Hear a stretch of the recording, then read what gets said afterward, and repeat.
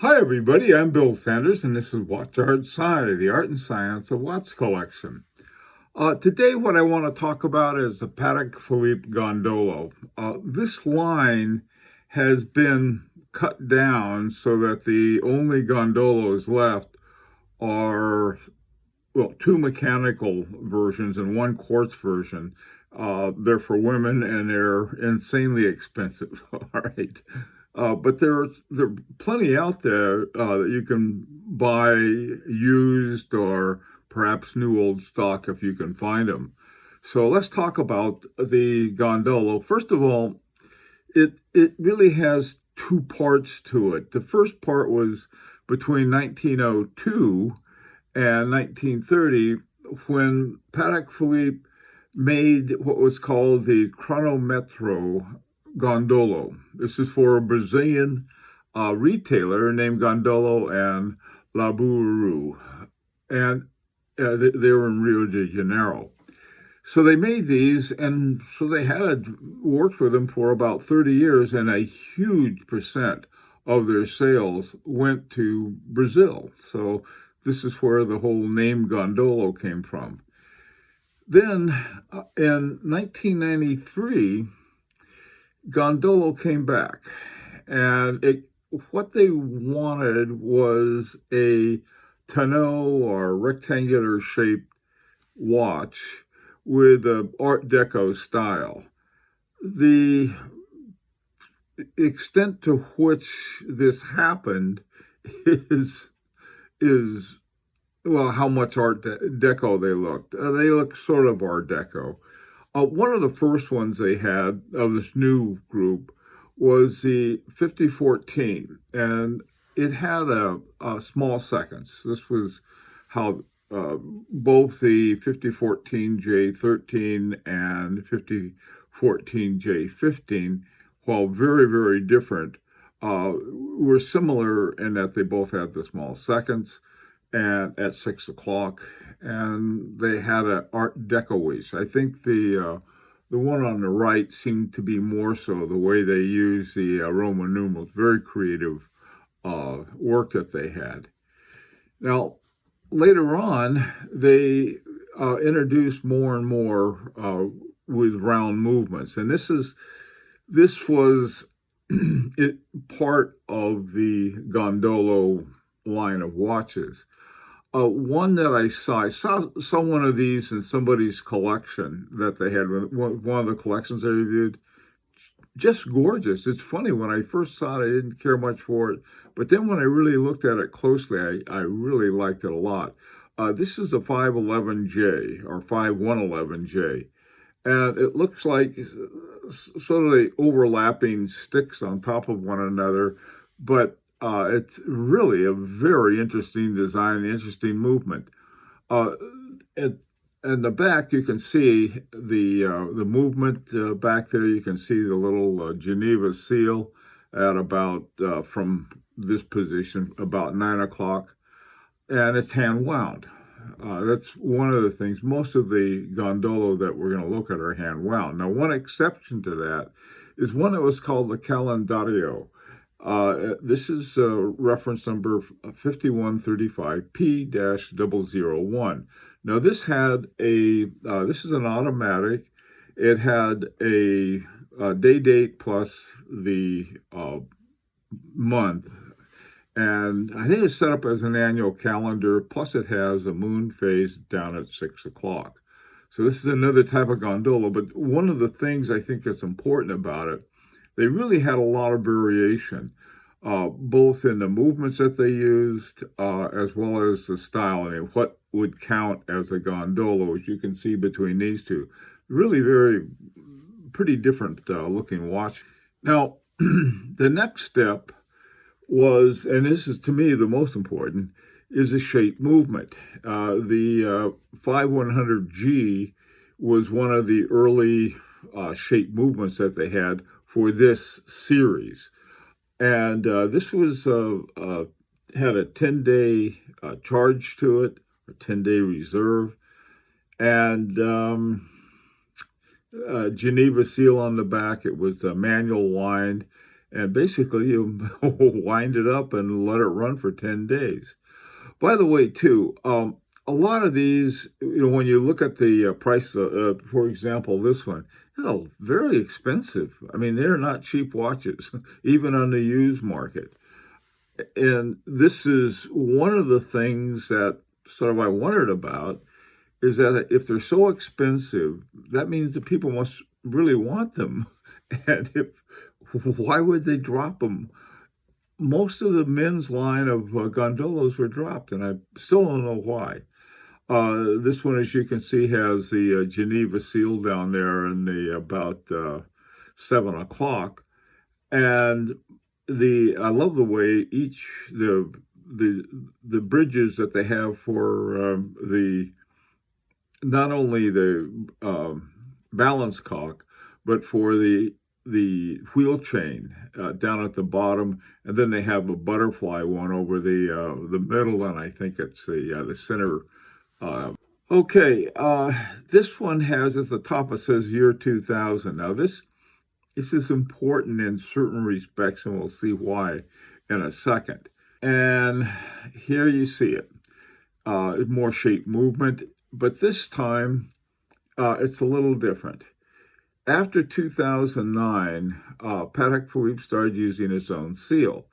And as you can see, this is the same movement, but with a little different. Well, it looks the same, but it's a little different. It's an 8-day reserve, and then it has at 6 o'clock. It has a hand date plus the day of the week. Different, very different, but very interesting watch. And the movement is very similar to the one on the last one I looked at. In fact, they're most likely simply one's a variation of the other. And so this is a shape movement now they have after 2009. You can start sealing the PP, the double P Patek Philippe seal.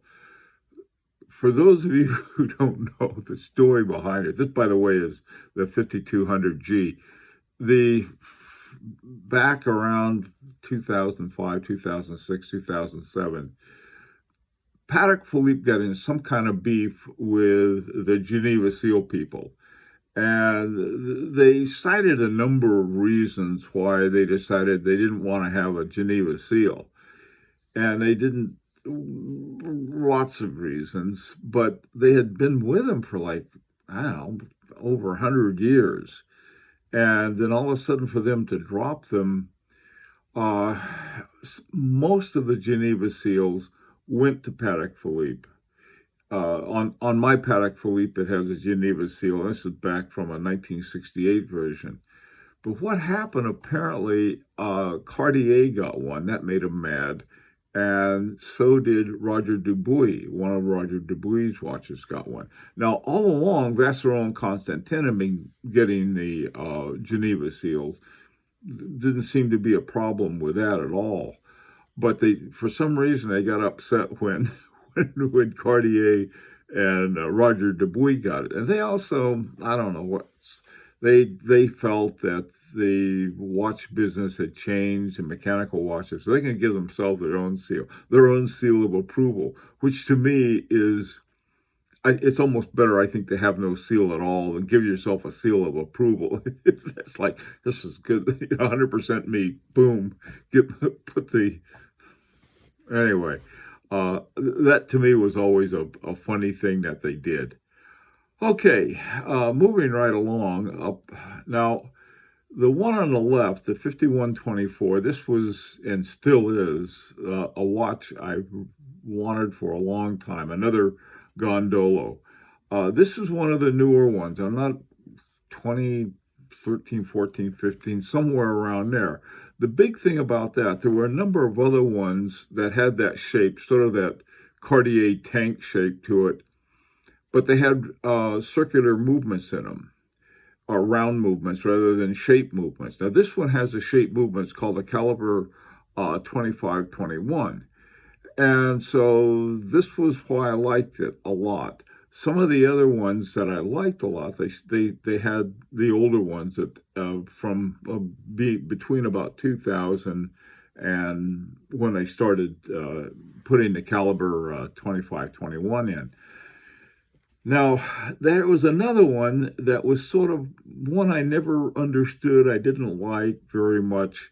And this was the 509 8R. The more I looked at that thing, the more I like it. I still don't know why. The guilloche, the shape, it's different. It's interesting. Somebody told me that they were a little small. I'd have to try one on to find out. But it's that to me, it's a very interesting watch, and I love the movement. The way the bridges sneak in and out and so forth, I really like. So that's another watch that is another Gondolo, neither of which they apparently produce anymore.